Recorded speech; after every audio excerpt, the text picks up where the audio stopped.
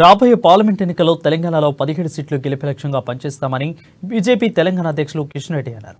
BRS పార్టీకి parliament ఎన్నికల్లో పోటీ చేసేందుకు ఎజెండా లేదని అన్నారు.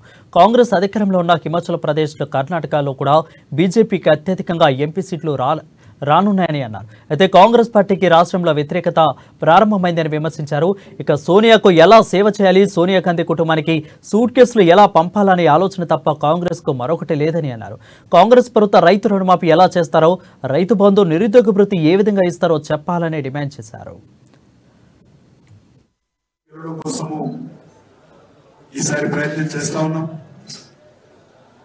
అన్ని స్థాయిల్లో పార్టీ యంత్రాంగాన్ని కలిసేటువంటి కార్యక్రమం ఈ యాత్ర ద్వారా చేపట్టడం జరిగింది.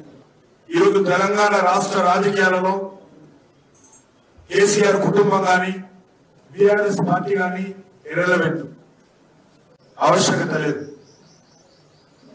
వాళ్ళు 10 సంవత్సరాలు పరిపాలించారు. వాళ్ళ 10 సంవత్సరాల పాలన చూశాము. అహంకారము, అవినీతి, అధికార దుర్వినియోగము, కుటుంబ పెద్దలము, దానికి మాత్రమే టీఆర్ఎస్ పార్టీ పరిమితమైంది. తెలంగాణను దోచుకున్నారు టీఆర్ఎస్ పార్టీ, బీఆర్ఎస్ పార్టీ నాయకులు. కాబట్టి ఈరోజు